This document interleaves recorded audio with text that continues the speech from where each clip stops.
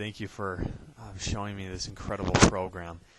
This is a second run. I made a real quick one for Angela, and hopefully you'll be able to understand more of what we're looking for. And I'm really thankful for this program. So hopefully you and Mom will get a kick out of it, and we'll see you soon. So thank you much. All right, this is an explanation on the debt-to-income calculator that I've created, and hopefully it'll shed some light on exactly where we are. Well, I want to start off with one right here. The loan amount is $140,000. That's just to consolidate your first and second mortgage. Interest rates are very low right now, 6%. We might even be able to get down to 5.875%.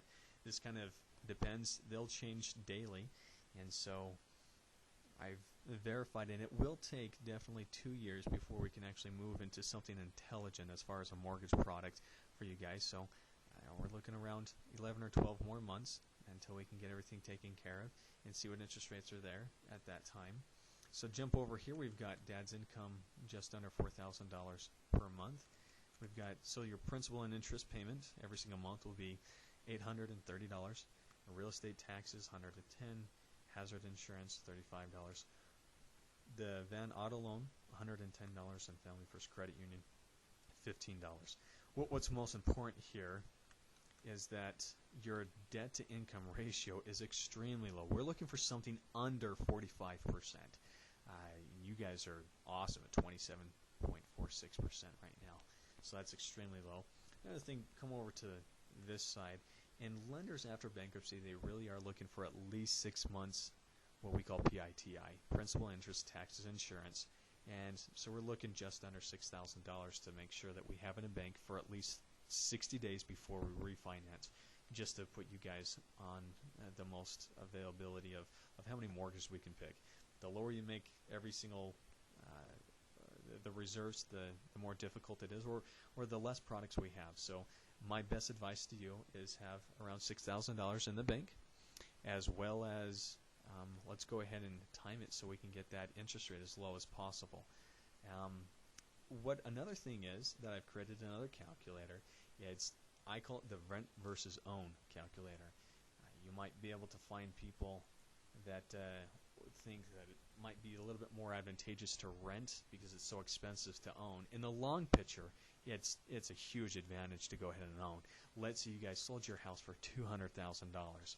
I'll go over this interest rate a little bit, but probably lender paid MI makes the most sense because it's the lowest monthly payment for most people. So if you rented out your David Place home today, and they wanted to purchase it, your tenants wanted to purchase it maybe a couple months down the road or whatever, 6.875% would give them the lowest interest rate or a high interest rate, but no mortgage insurance.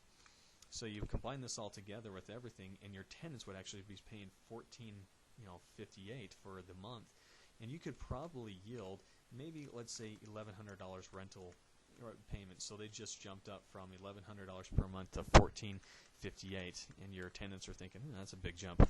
Well, let's go ahead and take that less principal paid, $129, estimated appreciation of $450, tax savings $100. That's not a hard number, but it's probably much more than that. And it comes down to the overall picture. If they were going to look through it, they're paying $320 more per month to rent your place for $1,100 versus just straight owning it for $14.58. So if you ever do decide to rent it out, you have a fun little calculator to show the power of actually owning the property. We get to the equity train, and Dad is actually the mastermind behind this guy. Very powerful when it comes to understanding what is going to happen. So let's say your tenants are at 6.875%, and they're going to appreciate the property at 2.89%. You can put any number you want in there, but you can see every single month that they can have $430 going toward a secret bank account that's going to fund their retirement or whatever. I want to do this as well for my rental properties.